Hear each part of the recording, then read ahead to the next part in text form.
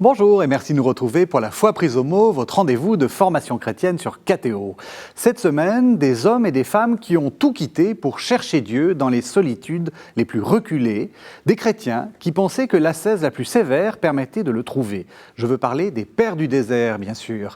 La tradition veut que leur père à tous soit Antoine le Grand, le père du monachisme, et il fut suivi par de nombreux anachorètes qui gagnèrent au IIIe siècle les solitudes d'Égypte. Alors, qui sont les pères du désert et quelle est leur actualité pour aujourd'hui? Voilà les questions que nous allons poser à Marianne Vanier. Bonsoir Marianne Vanier. Bonsoir.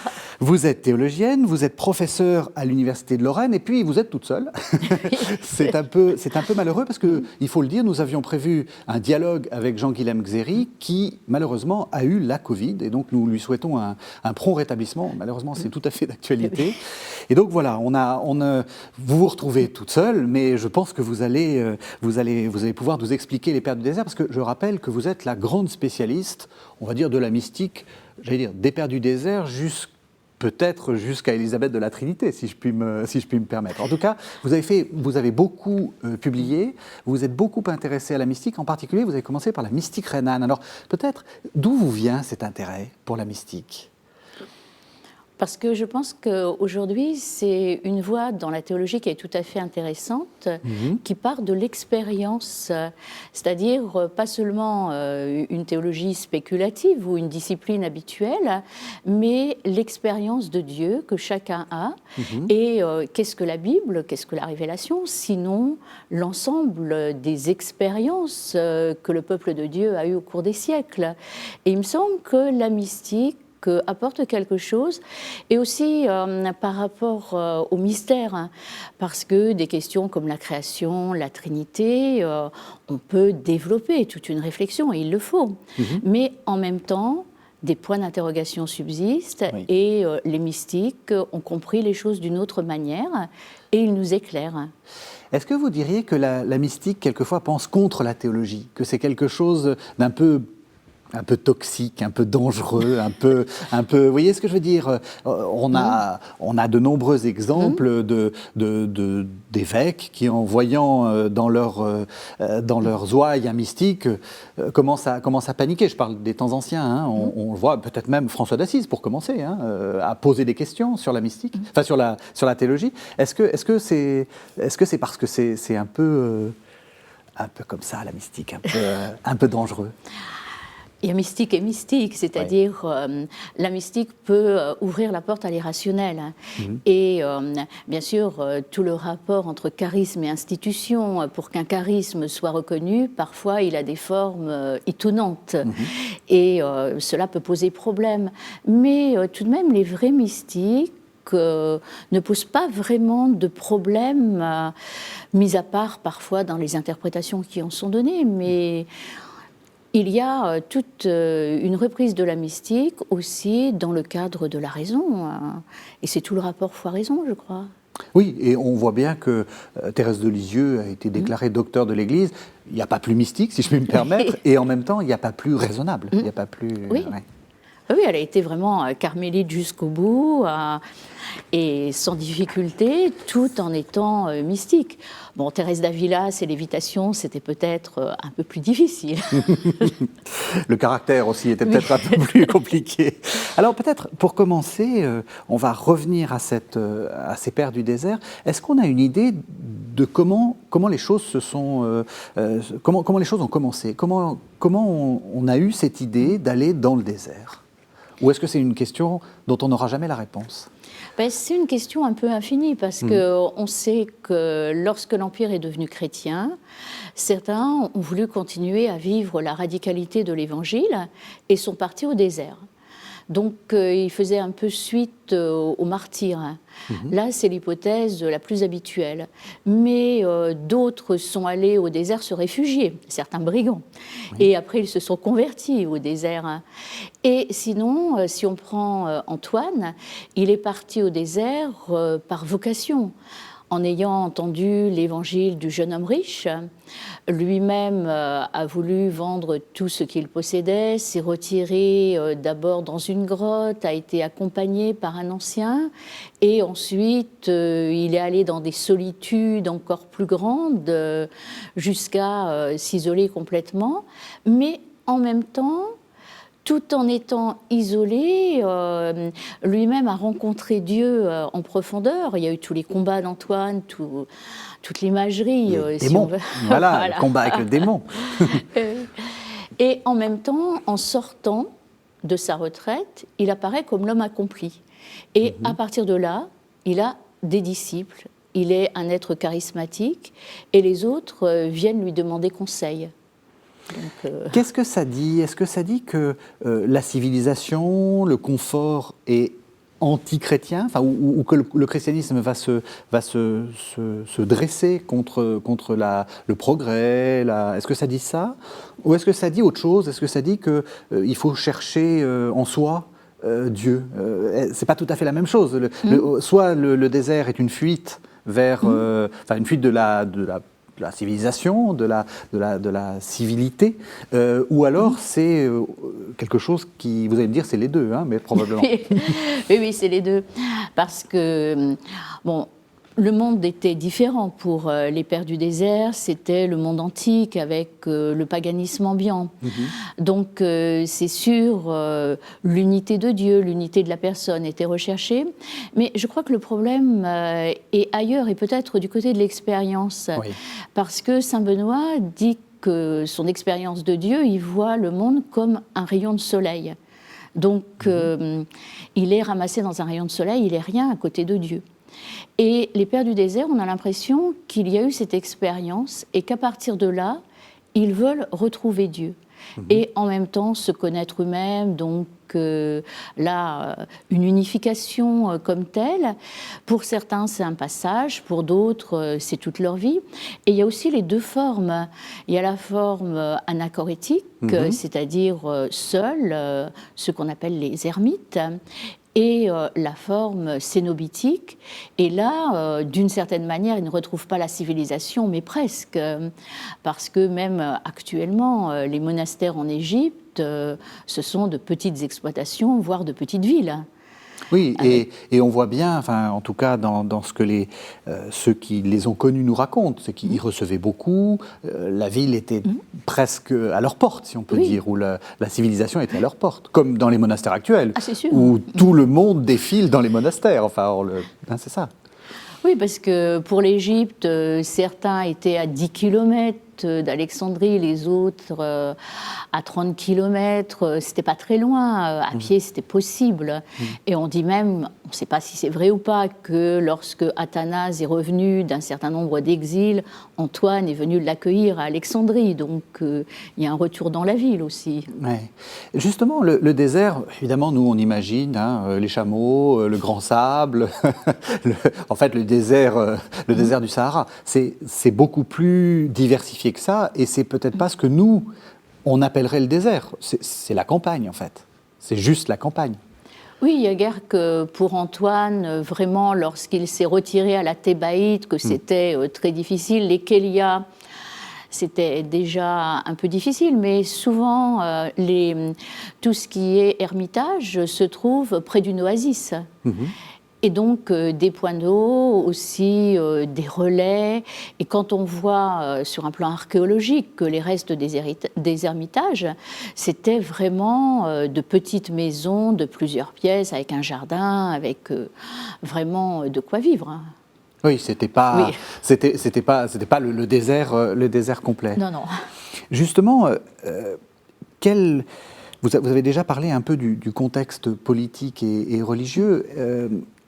Est-ce que c'est important, ce contexte-là? Est-ce que, parce que vous l'avez dit, on est au moment où l'Empire va devenir chrétien, on va dire, enfin, où on sort de la clandestinité. Est-ce que ça joue dans ce départ au désert? Le fait qu'on se dit, ça y est, on est en train de s'institutionnaliser, et donc, alors on ne se l'est peut-être pas dit comme ça, évidemment, mais nous, on veut vivre quelque chose de plus primitif.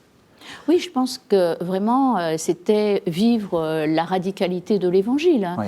et aller au désert. En même temps, il y a d'autres motifs parce que on dit le désert est fantastique et certains vont y aller. Par exemple, Cassien, Jean Cassien, qui est connu, s'était retiré en Palestine et voulait voir un peu les lieux où Jésus avait vécu. Et un des moines d'Égypte lui dit « Mais c'est pas là qu'est la vie chrétienne. Aujourd'hui, c'est vraiment au désert d'Égypte. » Et à partir de là, il est allé dans le désert d'Égypte avec son ami Germain. Donc, il y a aussi, je dirais, du bouche à oreille, dire vraiment c'est un lieu magnifique et le désert par lui-même aussi attire. C'est un lieu qui est très beau. Il y a de l'esthétique. Vous diriez qu'il y a de l'esthétique dans la... Et d'ailleurs, enfin, ce que vous dites est intéressant parce que c'est quelque chose qu'on dit souvent. Les moines savent toujours bien choisir l'endroit dans lequel ils vivent. Vous diriez que dans la vie spirituelle, dans la mystique, l'esthétique est importante, la beauté, c'est important? Oui, il y a un sens de la beauté à chaque fois qui est vraiment important. Oui. Et aussi la lumière, dans l'évangile de Jean, Dieu est lumière, et la place de la lumière est importante aussi pour vraiment être en contact aussi avec Dieu et voir la vie comme telle, c'est aussi important.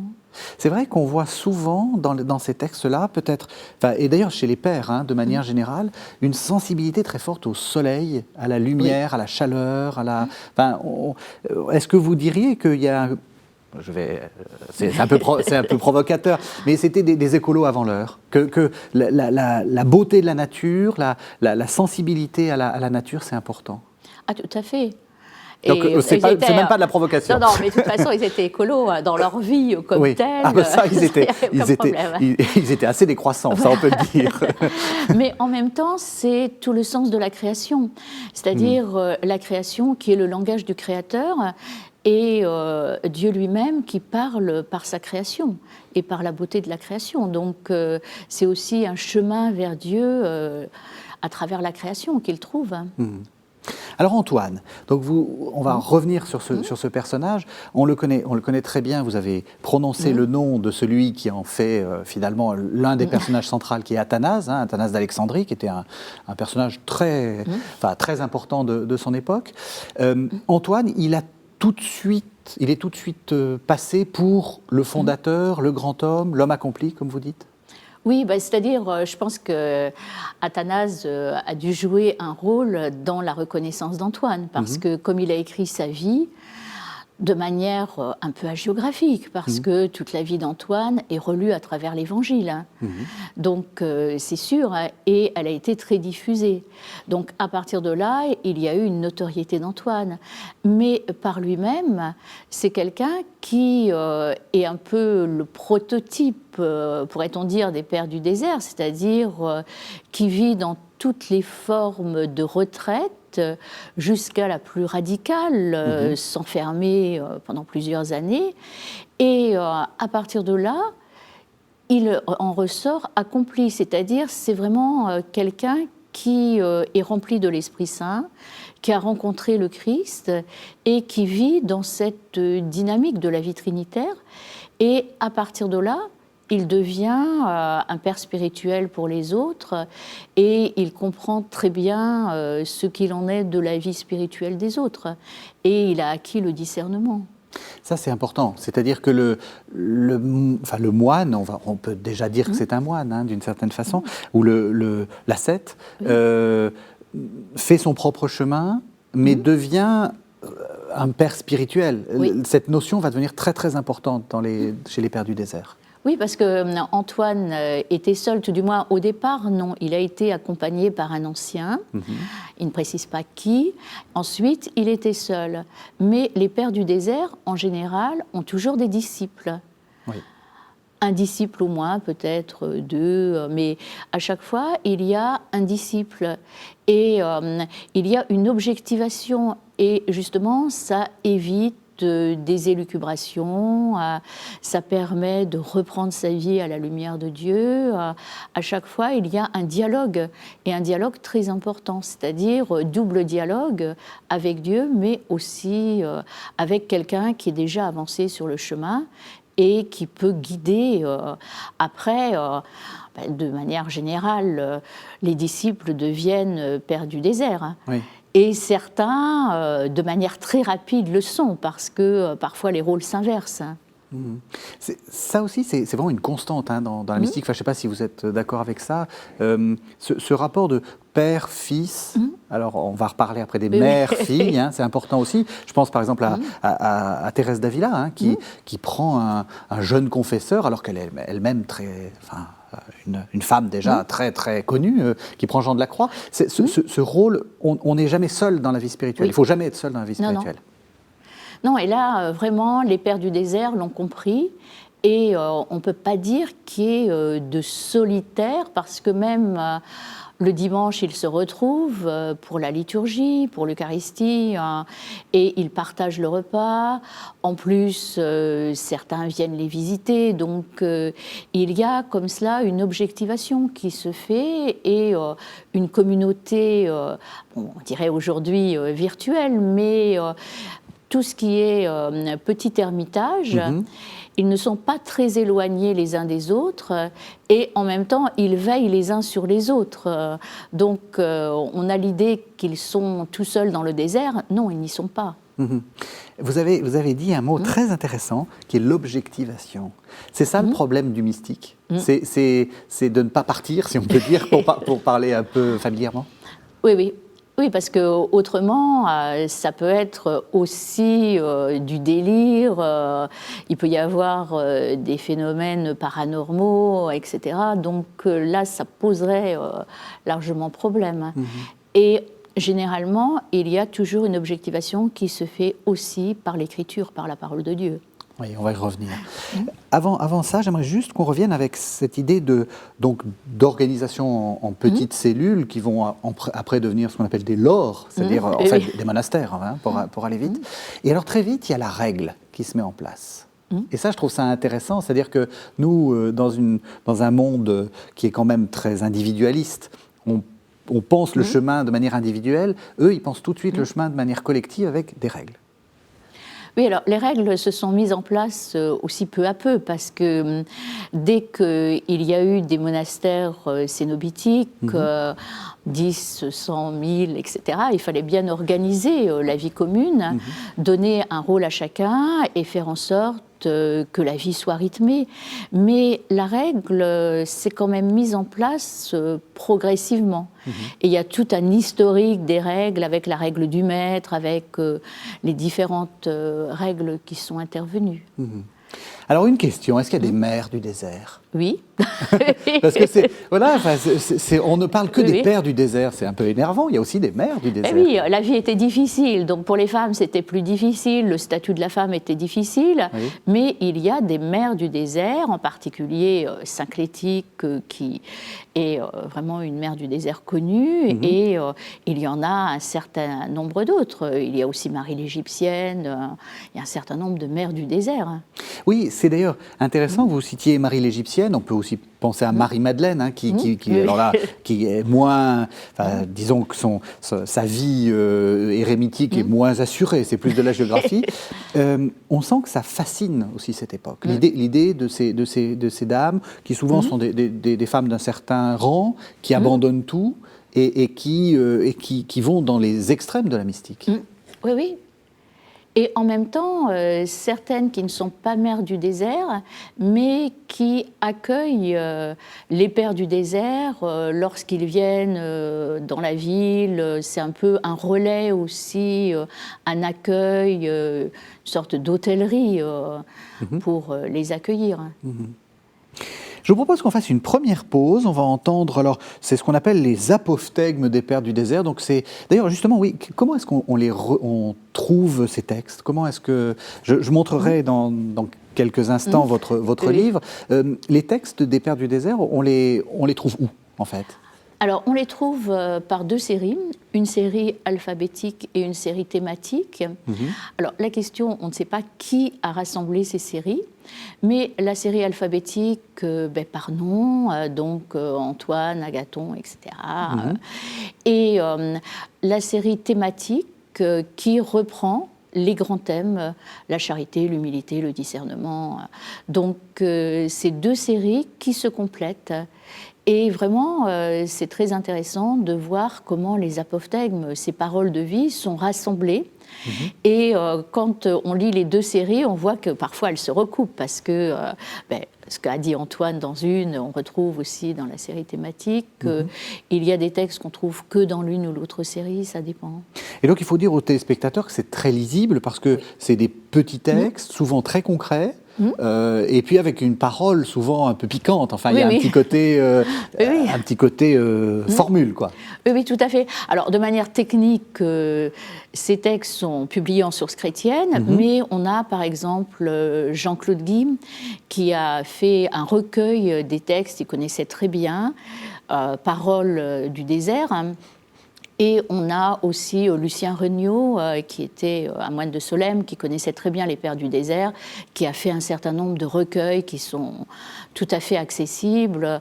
Donc on a en livre de poche aussi un certain nombre de textes. Alors on va en entendre un de ces apophthegmes. Donc ça concerne Abba Antoine. Abba, ça veut dire évidemment Père Antoine. On écoute. Un jour, des anciens viennent voir Abba Antoine. Abba Joseph est avec eux. Abba Antoine veut les mettre à l'épreuve. Alors, il leur donne une parole de la Bible. Abba Antoine interroge d'abord les plus jeunes. Il leur demande « Que veut dire cette parole ?» Chacun explique le mieux possible. Mais Abba Antoine dit à chacun « Non, tu n'as pas trouvé. » Abba Joseph est le dernier qui doit répondre. L'ancien lui dit « Et toi, Abba Joseph, comment expliques-tu cette parole de la Bible ?» Il répond « Je ne sais pas. » Alors Abba Antoine dit « Vraiment, Abba Joseph a trouvé le vrai chemin. En effet, il a dit « Je ne sais pas. » Voilà, donc on a entendu un de ces apophthegmes. Bon, c'est vraiment cette petite histoire. En fait, c'est presque une parabole avec une parole à la fin. Alors, il y a deux choses qui sont très importantes sur lesquelles il faut qu'on revienne. La première, c'est le rôle de la Bible. Et puis, évidemment, après, le « je ne sais pas ». Mais d'abord, la Bible. C'est très important, la Bible, pour les Pères du désert. Oui, alors la difficulté pour eux, c'est qu'ils ne disposaient pas d'une Bible comme nous, mais ils avaient des papyrus, des rouleaux, et il y avait l'ensemble des rouleaux pour X moines, mais là, une difficulté. Et en fait, c'était une civilisation orale, donc ils connaissaient la Bible par cœur. Et il y a aussi tout ce qu'on appelle la rumination de l'écriture, un verset qu'ils méditent et qu'ils connaissent par cœur. Et à partir de là, ça va être pour eux toute une méditation pour une journée, pour un mois. Et en même temps, la lecture d'autres passages sous la forme de lectio divina. Et bien sûr, après, pendant la liturgie, l'écriture qui est lue, commentée, sans difficulté. Mais c'est vraiment cette mendication, le fait de manger la parole et de devenir parole vivante. Et ça donne lieu aussi à la prière de Jésus, bon, qu'on connaît à travers le récit du pèlerin russe, mais c'est vraiment la vie des Pères du désert, toute cette rumination de la parole continuelle. Ça, c'est intéressant parce qu'on voit bien que là, il y a une sorte de généralité dans les mystiques, d'ailleurs, quelles que soient les traditions, y compris dans la mystique. Évidemment, ça fait penser à un mantra, cette idée de la répétition. C'est-à-dire on est imbibé, d'une certaine façon, par répétition de la Bible. Ça, c'est important. Oui. Et il y a les psaumes qui ont une place particulière parce que il y a toute cette méditation sur les psaumes en les récitant. Ils connaissaient les psaumes par cœur, donc à partir de là, ils vont méditer tel et tel psaume chaque jour, ce qui amènera après à l'organisation des offices. Ah oui, c'est là que ça se, c'est là que ça se fige. Oui, oui. Ouais.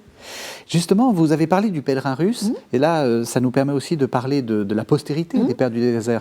Vous m'arrêtez si je me trompe, je crois que c'est le XVIIe siècle, hein, le pèlerin russe. C'est donc, le mouvement qu'on appelle les ikasmes, c'est-à-dire ce mouvement de répétition, et c'est en Russie. On est très loin dans le temps et dans la géographie, d'une certaine façon. Ça va avoir un rôle important, cette expérience des Pères du désert. Je parle de l'expérience mystique. On va parler après de l'organisation monastique, mais de l'expérience mystique. Oui, ça va être très important. Et même les ikasmes a commencé avant, parce que Palamas, déjà au XIVe siècle. Grégoire Palamas, oui. Mais en fait, on a cette expérience des Pères du désert qui est fondamentale. Et là, ils vont reprendre. Et il va y avoir peut-être autre chose dans les ikasmes, c'est le retour au lieu du cœur. Alors, expliquez-nous. Oui, alors le retour au lieu du cœur se fait chez les Pères du désert, parce qu'il y a la rencontre de Dieu dans le lieu du cœur. Et pour les hésychastes, c'est aussi au rythme de la respiration. Et il y a tout un ensemble de techniques qui se mettent en place, des techniques de respiration, mais qui n'étaient pas chez les Pères du désert et qui vont se développer. Et justement, au XVIIe siècle, il y a toute la publication aussi de la philokalie, la philokalie des Pères neptiques en particulier, qui intervient comme telle. Et ce qui est intéressant, c'est tout le rapport entre Orient et Occident. Parce que aujourd'hui, du côté de l'Église d'Orient, du côté de l'Église orthodoxe, la tradition est restée vivante. Oui. Peut-être moins du côté de l'Église catholique, mais on redécouvre. Et ça permet aussi, pour l'œcuménisme, d'avancer ensemble dans l'œcuménisme. Et après, il va y avoir tous les starets en Russie. Donc les sortes de saints, enfin, voilà. Oui, et qui eux aussi reprennent cette tradition de l'isolement, en fait. Oui, oui. Ouais. Ben c'est justement, vous avez raison, c'est encore une fois l'occasion de rendre hommage à Jean-Guilhem Xéry, puisque son livre Revivez de l'intérieur au cerf, dont je représenterai, effectivement, essaie de reprendre cette tradition des Pères du désert comme une tradition vivante, parce que c'est vivant. Tout à fait. Oui, c'est vivant. Et justement, à leur époque, ils sont partis au désert. Aujourd'hui, on n'a pas nécessairement besoin de partir au désert. Et on peut tout à fait reprendre un certain nombre d'éléments de leur vie sans être au désert. Un verset par jour, par exemple? Non, mais je veux dire, cette idée de méditer un seul verset. Tout à fait. Et même dans le métro, en voyage, ça ne fait pas difficulté. Alors, la deuxième chose de notre texte, et ça c'est vraiment quelque chose de très important, c'est en fait finalement Abba Antoine, le père Antoine, dit que Abba Joseph a trouvé le vrai chemin parce qu'il dit « je ne sais pas ». Alors ça, j'imagine que vous qui avez travaillé beaucoup sur la mystique rhénane, donc on est 14e, 15e siècle, on est vraiment bien après, c'est vraiment important. Cette idée que finalement le mystique sait qu'il ne sait pas et c'est déjà pas mal. Plutôt que trop savoir. Oui, c'est tout le chemin de l'humilité, parce que il reconnaît qu'il ne sait pas, comme Socrate, déjà, qui disait « tout ce que je sais, c'est que je ne sais rien ». C'est vraiment cette humilité pour reconnaître le mystère et pour recevoir la vie de Dieu. Et les mystiques rhénans, Eckhart en particulier, insistent beaucoup sur l'humilité, sur l'homme humble, parce que l'homme humble reçoit sa vie de Dieu. Et ça va être aussi toute la voie négative, l'apophase, de Denis l'Aréopagite, mais avant lui aussi un peu d'Origène, mais surtout de Grégoire de Nice. Et ne pas savoir, c'est pas dire je ne sais rien. Bien au contraire, Eckhart, dans le Sermon 102, dira le non-savoir supraformel, c'est-à-dire le non-savoir, mais qui permet de recevoir et de comprendre ce qu'il en est véritablement. Donc, il y a tout un jeu de paradoxes et aussi d'ombre et de lumière, d'oxymore, de jeux de mots pour dire il y a cela, mais on ne sait pas. Et c'est un peu aussi comme l'horizon. Plus on s'en rapproche, plus on s'en éloigne. Et la réalité est là, mais on ne sait pas exactement en quoi elle consiste. Vous diriez que c'est une option ou que c'est finalement la découverte que tous les théologiens doivent faire? Je veux dire par là, est-ce que c'est un point de départ où vous dites je sais d'avance que je ne saurais pas ce qu'est Dieu, ou au fond, ça n'est qu'une découverte que tout le monde fait en théologie? Je pense que c'est une découverte que tout le monde fait, parce que si on essaye de comprendre la Trinité, c'est un peu la légende pour saint Augustin de l'enfant qui joue dans le sable, qui veut faire un trou, il voudrait mettre l'ensemble de la mer dans son trou, et Augustin qui se moque de lui, qui lui dit « mais tu n'y arriveras jamais », et il lui dit « mais si, ça sera plus rapide pour moi que pour toi de comprendre le mystère de la Trinité ». Donc, Ça, c'est intéressant, votre lien avec Augustin, parce que on est à 1000 lieues, Augustin et les Pères du désert, sauf sur l'humilité. Et c'est très intéressant, parce qu'on voit bien qu'Augustin, c'est le théologien qui met en marche tout un univers théologique, et puis ô combien compliqué, et qui quand même dit qu'il y a de l'humilité, enfin que l'humilité, c'est la chose la plus importante. Oui, et là, il en a vraiment fait l'expérience, c'est-à-dire il est passé de l'orgueil à l'humilité, de l'orgueil du rhéteur très brillant à l'humilité comme telle, et c'est tout le thème de la patrie et de la voie.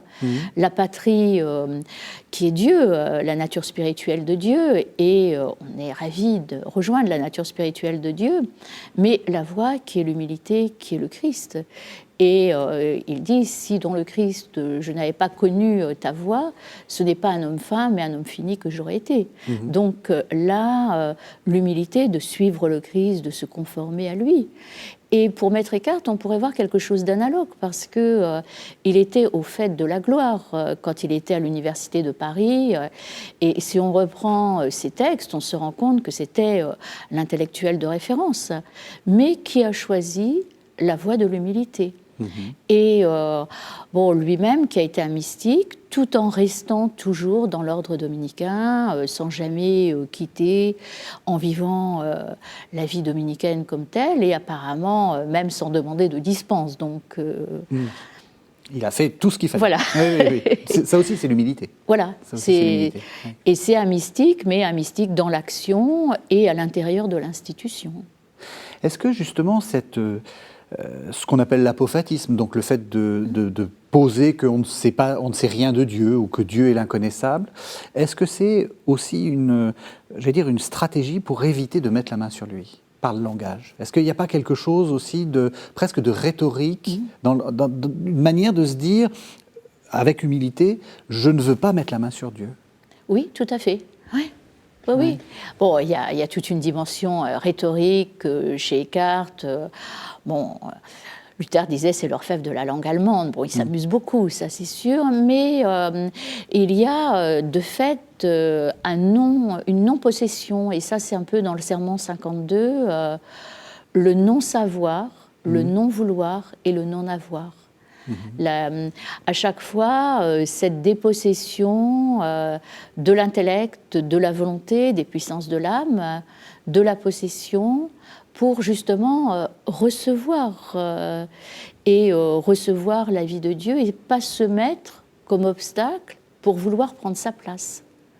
Parce que ça, c'est important, oui. Parce que le problème de l'orgueil, c'est vouloir prendre la place de Dieu. Donc, y compris par une construction intellectuelle, en expliquant qui est Dieu, pourquoi il est là, qu'est-ce qu'il fait, etc. Oui. Et là, au contraire, c'est la dynamique de la vie divine et la dynamique de la vie trinitaire. Et justement, après, ça va être aussi, chez les mystiques, tout le chemin de divinisation. Parce que c'est laisser Dieu agir en eux, le pâtir Dieu, d'une certaine manière, chez Eckhart. Donc laisser Dieu vous modeler. Voilà, oui. Ne pas vouloir... Oui, oui, la conformation au Christ comme telle. Et alors pourquoi est-ce qu'il est important qu'il y ait un maître? Parce que justement, le maître, c'est celui qui sait, c'est celui qui... Comment est-ce que ça s'articule? Là, d'une certaine façon, Abba Antoine, il est un peu piquant, enfin, il est un peu... il est un peu... Et est-ce qu'il n'est pas un peu en train d'outrepasser son rôle de maître qui ne doit... Je ne sais pas, comment vous voyez les choses?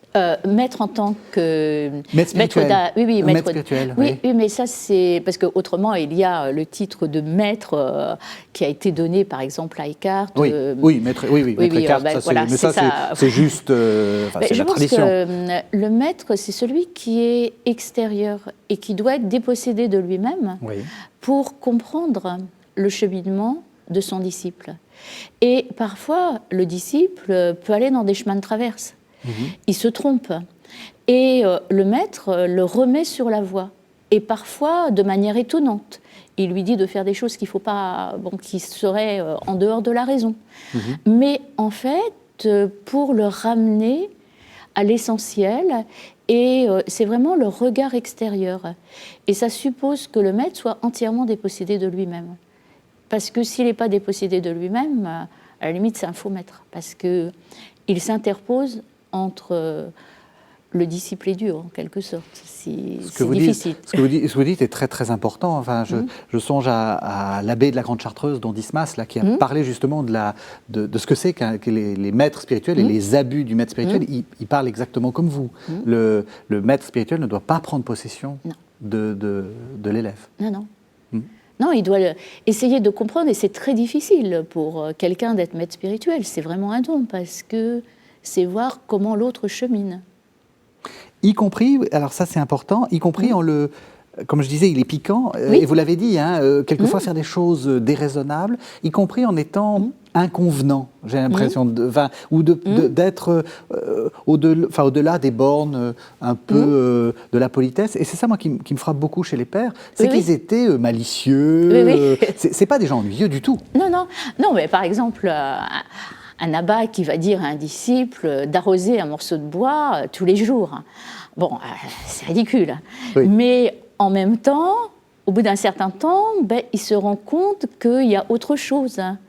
Que, c'est aussi l'abandon de la volonté propre. Il y a un certain nombre d'autres éléments qui interviennent. Donc des choses qui, parfois, peuvent sembler ridicules. Mais non, à ce moment-là, pour le disciple, ça le ramène à prendre conscience de telle ou telle dérive et à prendre conscience de lui-même. Je vous propose qu'on entende un deuxième texte, c'est un autre apophthegme des Pères du désert. Alors là, on quitte Antoine, il va venir, mais on est après Antoine, puisque Antoine est manifestement mort dans l'histoire. C'est Abba Sisoès. Alors là, on sent qu'il est bien égyptien, celui-là, avec son nom là. Et vous allez voir, il est prêt à mourir, et alors qu'il est un très grand maître, il est en train de dire qu'en fait, il n'a pas commencé le chemin. On disait d'Abba Sisoès que, lorsqu'il fut près de mourir, les pères étant assis auprès de lui, son visage brilla comme le soleil.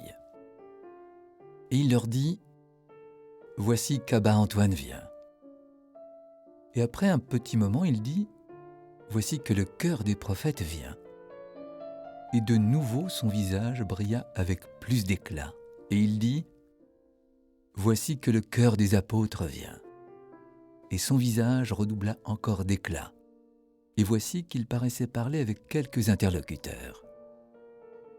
Et les anciens lui demandèrent « Avec qui parles-tu, Père ?»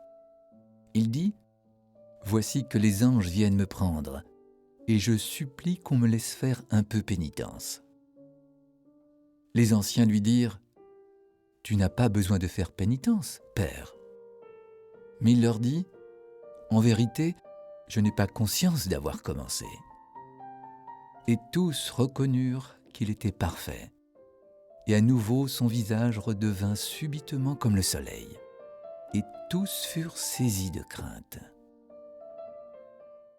Alors voilà, vous avez ce texte vous a beaucoup plu, Marianne Vanier, parce que vous me dites il y a la Transfiguration, il y a Hildegarde, alors on va y aller progressivement. D'abord, ce qui me semble intéressant, c'est cette idée du chemin. Oui. On l'a déjà dit, hein, mais c'est un chemin, la vie spirituelle. Oui, oui, et vraiment, les pères du désert se mettent à l'école du Christ. Et c'est vraiment cette idée d'école, de chemin, toujours quelque chose à reprendre et toujours marcher, c'est cela arriver en quelque sorte. Ouais, ouais. C'est important, cette idée qu'on n'est jamais au bout. Parce que là, et c'est ce qu'il semble dire, hein, alors qu'il est à la fin de sa vie, visiblement c'est un grand saint, et d'ailleurs on va parler justement de cet éclat qu'il a, il dit « je n'ai pas conscience d'avoir commencé ». Oui, parce que en même temps, il s'est oublié lui-même et il est conscient de ses limites. Et c'est cela aussi, avec la rencontre de Dieu qui est infinie, immédiatement toute la conscience de ses limites, de sa petitesse par rapport à Dieu. Et ça, c'est très net. Et suivre aussi le Christ dans toute sa vie. Ça aussi, c'est un point important. Vous diriez que c'est des gens qui ont pris conscience de la grandeur de Dieu. C'est vrai que le XXe siècle a beaucoup insisté sur la fraternité, le Christ notre frère, le Christ notre ami, etc. Là, on n'est pas du tout dans cette idée-là. On est vraiment dans l'idée que c'est le Seigneur. Quoique, parce que si on prend, c'est le tableau du Louvre, le Christ avec l'abbé Ménas, en fait, qui est un peu son ami, qui le prend par l'épaule, et le Christ qui est vraiment son ami comme tel. Oui. Alors il y a un peu les deux, parce qu'il y a le chemin, et justement le Christ qui est proche, qui est l'ami, et en même temps qui est le tout autre.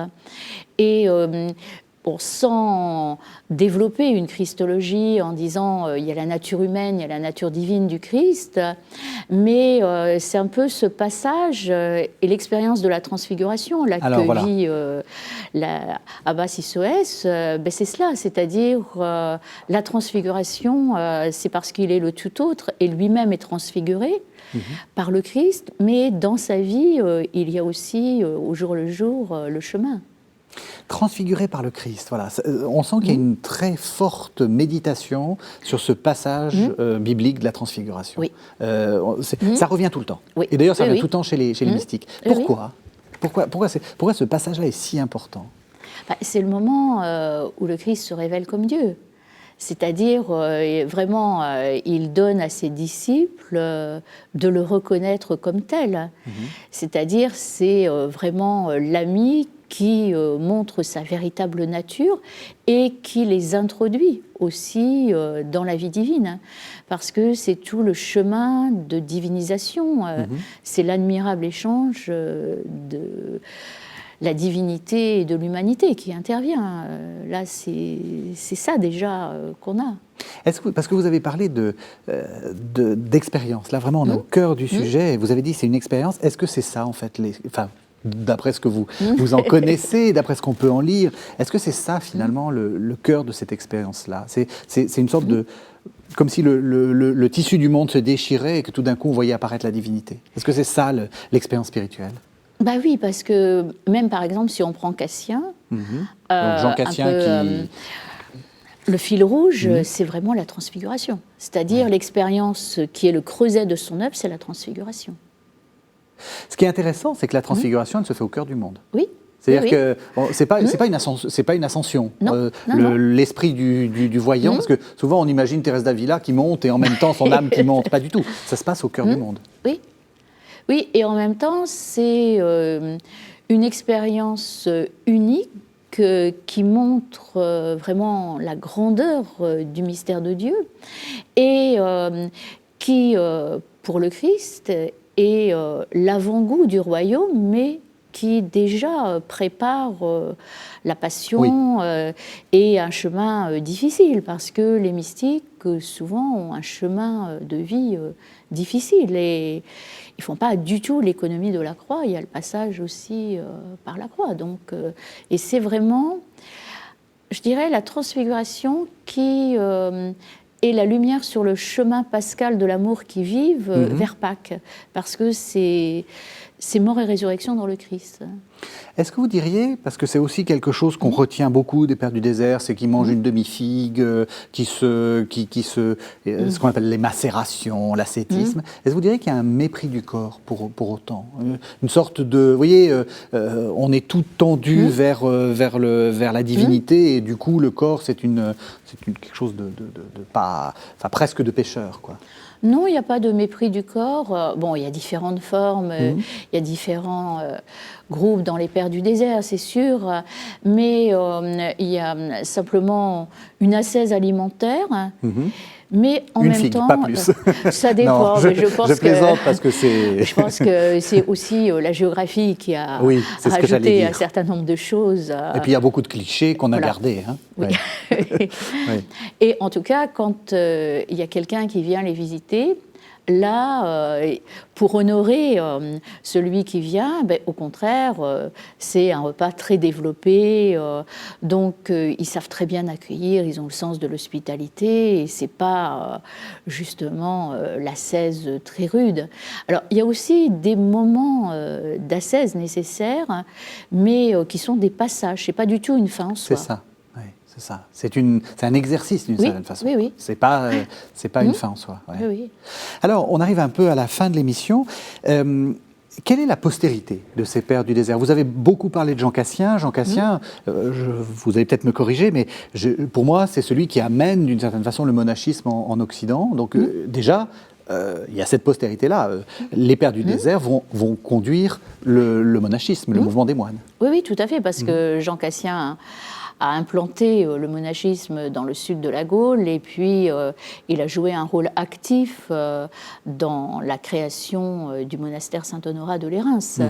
Donc là, vraiment quelque chose d'important. Chez Saint-Benoît, après, on a aussi l'héritage des Pères du désert, c'est tout à fait net. On l'a après chez les dominicains qui lisaient justement les Pères du désert. Et je crois que c'est le fil rouge aussi de la spiritualité. On a là tout un creuset et bien sûr dans l'Église orthodoxe, ils ont un rôle très important. Oui. Et puis alors, il y a cette idée qu'on peut appeler apophatique ou mystique. Enfin, c'est un mot que vous ne devez pas beaucoup aimer parce que ça ne veut rien dire en fait. Mais quels sont pour vous les grands jalons? On a beaucoup parlé de Maître Eckhart. Peut-être redites-nous un peu l'époque de Maître Eckhart. Vous avez aussi parlé d'Hildegarde de Bingen, donc aussi une femme, c'est important. Tous ces gens-là sont influencés par ça. Alors, est-ce qu'ils sont influencés directement ou pas? Oui, alors si on prend Hildegarde, qui est juste avant Eckhart, elle est au XIIe siècle. Moniale bénédictine, elle a lu les Pères du désert, ça de manière personnelle, dans sa formation, elle a lu les textes des Pères du désert. Et elle-même a des visions, donc ça c'est quelque chose d'original, mais des visions qui sont pétries par l'écriture, qui sont pétries par ses lectures aussi. On a un certain nombre d'influences, mais elle était elle-même quelqu'un de charismatique. Oui. Bon. Certainement. Et puis une femme à poigne. Voilà. Enfin, un peu sur le modèle. Moi, je la classe assez volontiers avec Thérèse d'Avila. Oui, oui. Ce genre un peu, voilà. Oui, pour fonder des monastères à son époque, c'était quand même pas très facile. Et il est difficile de parler en 2 minutes d'Hildegarde, c'est sûr. Et Maître Eckhart, XIVe siècle, donc plus tard, qui a, lui, une expérience mystique très forte dont il ne parle pas. Et peut-être qu'on peut voir en filigrane dans le Sermon 71 à travers l'épisode de saint Paul sur le chemin de Damas, lorsqu'il est terrassé, qu'il rencontre le Christ. Mais ce qu'il en retire, c'est le néant, et dans le néant, il vit Dieu. Oui. Bon, magnifique sermon, oui. Oui. Effectivement. Et donc lui, vous pensez que lui aussi a lu les Pères du désert? Oui. Dans les Vies des frères dominicains, à table, Jean Cassien était lu, et les textes des Pères du désert aussi. Et lui-même cite souvent Cassien qui rapporte les paroles de vie des Pères du désert, pas sous forme d'apophthegme, mais sous forme d'histoires assez longues dans ses conférences.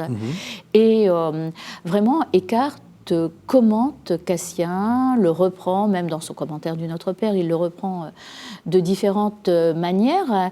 Et là, il a lu les Pères du désert et lui, apparemment, reprend la manière de vivre aussi, de prier des Pères du désert. Et il y a, chez Eckhart, quelque chose de fondamental, qui est la naissance de Dieu dans l'âme. Oui.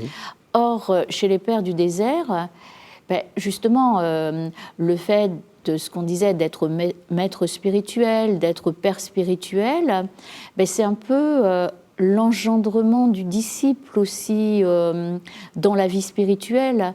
Or, Eckhart, dans la naissance de Dieu dans l'âme, c'est ce qu'il voit, et cette naissance de Dieu dans l'âme qui intervient pour chacun, mais qui intervient, comme il dit, en tant que Lesemeister, en tant que théologien spéculatif, oui. Mais aussi en tant que Lebemeister, en tant que maître de vie, donc voilà. Maître de lecture ou maître de vie. Voilà, c'est ça. Oui, oui. Donc, pour lui, le rapport maître-disciple intervient aussi. Et, par exemple, ses entretiens spirituels, c'était avec les novices, qu'il engendrait un peu dans la vie spirituelle. Donc, on a, dans les entretiens spirituels Descartes, presque un écho des textes des Pères du désert. Mais je dirais, comme Cassien raconte finalement des histoires plus développées que les apophthegmes, Eckhart, ce qu'il va faire, c'est, à partir des questions des novices, donner des indications sur la vie spirituelle, à la manière des Pères du désert, mais dans un autre style. Merci beaucoup, Marianne Vanier. Alors, je parle de votre livre, Prier 15 jours avec les Pères du désert. On a quelques instants. C'est assez curieux, parce qu'en fait, c'est un livre, c'est une série qu'on trouve chez Nouvelle Cité, où on prie avec beaucoup de grands saints. Et c'est une série qui veut être très concrète. Pour vous, les Pères du désert, c'est très applicable aujourd'hui ? Oui, tout à fait. Oui. Oui, parce que leur manière de vivre, de prier, on peut tout à fait l'appliquer. Et puis, comme eux, vivre cette relation à Dieu.